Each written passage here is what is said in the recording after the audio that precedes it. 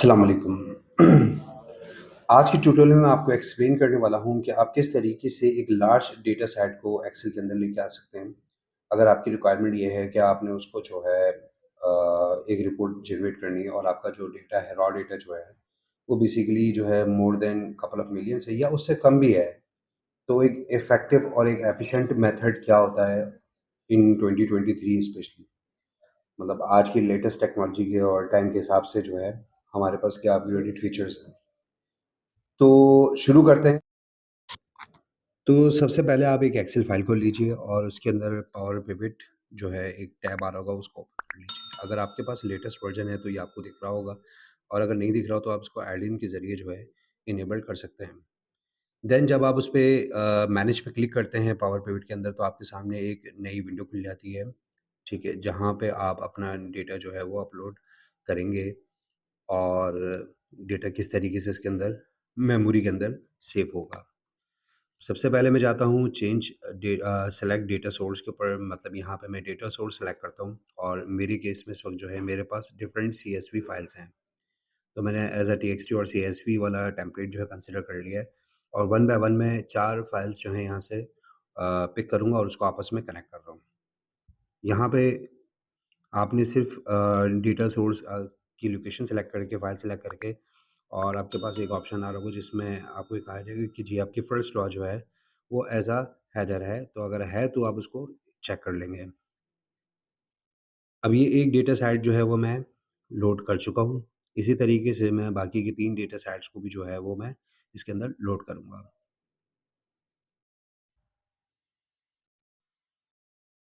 अच्छा, जब तक मैं आपको इसमें मज़ीद ये डिटेल बताता तो चलूँ कि बेसिकली ये डेटा सेट जो है वो सेल्स का, और इसकी मैंने प्रोडक्ट डिटेल्स और इसकी जो इन्वेंटरी डिटेल्स और इसकी जो स्टोर लोकेशंस की जो डिटेल्स हैं वो अलग-अलग फ़ाइल में थ्रू की जो है वो सेपरेटेड है।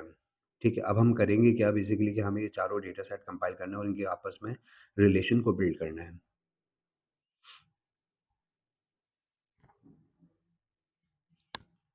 अब ये चारों डेटा सेट्स मेरे पास आ गए हैं। अब मैंने यहाँ पे इसका डिज़ाइन व्यू पे जाना है और इसके मैंने आपस में जो है रिलेशंस को बिल्ड करना है।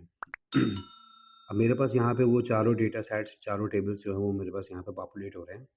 अब इसके अंदर मैं ऑलरेडी डायग्नोस कर चुका हूँ कि किस बेस पे जो है ये, तो किस की बेसिस पे जो है ये डेटा जो है वो आपस में इंटरलिंक हो रहा है। तो यहाँ पर डेटा के अंदर जो है यूनिक आईडीज़ और जिसे हम कीज़ कहते हैं, प्राइमरी कीज़ और फॉरेन कीज़ जो है वो अवेलेबल है।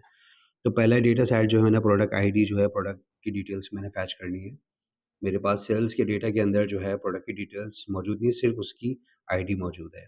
लेकिन मैं चाहता हूँ कि जी मेरे पास उसकी प्रोडक्ट की डिटेल्स भी आ जाएँ, तो आपस में इंटरलिंक हो जाएँ। तो इसलिए मैं क्या करूँगा कि प्रोडक्ट के अंदर जो मेरे पास प्रोडक्ट आईडी है और जो सेल्स के टेबल में प्रोडक्ट आईडी है, उन दोनों के दरमियान आपस में एक रिलेशन क्रिएट करूँगा।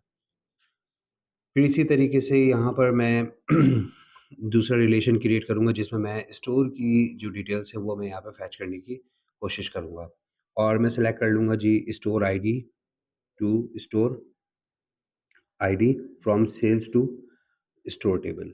अब मैं चाहता हूँ कि सेल्स के टेबल जो है वो इंटरैक्टिव होना चाहिए इसके साथ। अब यहाँ पर स्टोर की आईडीज़ को मैं इंटरलिंक कर दूँगा इन्वेंटरी के टेबल से। इन्वेंटरी का टेबल बेसिकली ये बता रहा है कि हमारे पास स्टॉक के अंदर कितना स्टफ़, कितनी क्वांटिटी और किस प्रोडक्ट की किस लोकेशन पे अवेलेबल थी। अब मैंने यहाँ पे एक चीज़ ध्यान में रखिएगा कि आप पावर पिवट के अंदर कभी भी मैनी टू मैनी रिलेशनशिप नहीं बना सकते, वन टू मैनी रिलेशनशिप आप सिर्फ़ क्रिएट कर सकते हैं। रिलेशनशिप बेसिकली एक किस्म का जॉइन होता है, जो कि आपस में डेटा को इंटरैक्टिव करता है, और उसकी बेसिस पे आपकी बहुत सारी इन्फॉर्मेशन जो दूसरे टेबल्स में होती है वो आपस में इंटीग्रेट हो जाती है। तो यहाँ पे मैंने ये डेटा मॉडल एक बना दिया है, और अब मैं क्या करूँगा कि जी अब मैं इसको ले जाऊँगा, उस स्टैक को क्लोज़ करूँगा, तो मेरे पास ये डेटा सेट जो हैं चारों के चारों अब मेरे पास यहाँ पे कहीं भी एक्सेल शीट में नहीं, बल्कि ये मेरे पास अवेलेबल हैं पिवट टेबल के अंदर। ये as a data model create हो गए। अब आप यहाँ देख सकते हैं, जब मैंने पिवट टेबल लिया तो मेरे पास यहाँ पे चारों टेबल आ रहे हैं। इवन आप ये देखें कि ये चारों टेबल्स या ये चारों डेटा सेट्स जो हैं ये कहीं भी एक्सेल की शीट में नहीं दिख रहे हैं। ये बैकएंड पे मेमोरी में स्टोर हो गए हैं। अब मैंने एक टेबल से जो है एक डिटेल उठा ली है, और दूसरे टेबल से जो है मैं दूसरी डिटेल उठा रहा हूँ और देखना चाह रहा हूँ कि ये नंबर इंटरेक्टिव है या नहीं है। अगर ये नंबर इंटरेक्टिव नहीं होते, तो इन सब के सामने एक ही कांस्टेंट नंबर चला हुआ आ रहा होता और ऊपर एक आपके पास येलो कलर का आइकन आ जाता, जिस पे ये क्लियर लिखा हुआ होता है कि जी इस डेटा सेट में आपस में कोई रिलेशन नहीं है। ठीक? तो अब मैंने यहाँ पे क्या करा कि जी एक पिवट टेबल बना लिया। अच्छा, अब बात करते हैं कि बेसिकली ये काम करने का फ़ायदा क्या है? अगर आप रोज़ाना की बेसिस पे आपका पास जो है ना डेटा सेट्स आते हैं और आपकी रोज़ की रिपोर्टिंग है और उसके अंदर आप चाहते हैं कि जी यार इस किस्म की इंटीग्रेशन हो जाए, तो वहाँ आप इसको यूज़ कर सकते हैं। मज़ीद मैं आपको इसके एडवांटेजेस बताता चलूँ, इसके अंदर बेसिकली बेनिफिट ये है कि आप फॉर एग्ज़ाम्पल आपके पास रेगुलर एक सेम पैटर्न पे डेटा आता है और आपने रोज़ाना की बेसिस पे उसको जो है अपेंड करना होता है और आप चाहते हैं कि जी वो ऑटोमेटिकली बस अपलोड हो जाए, ठीक है ना? तो आपको ये मैनुअल वर्किंग करने की ज़रूरत नहीं पड़ती इसके अंदर।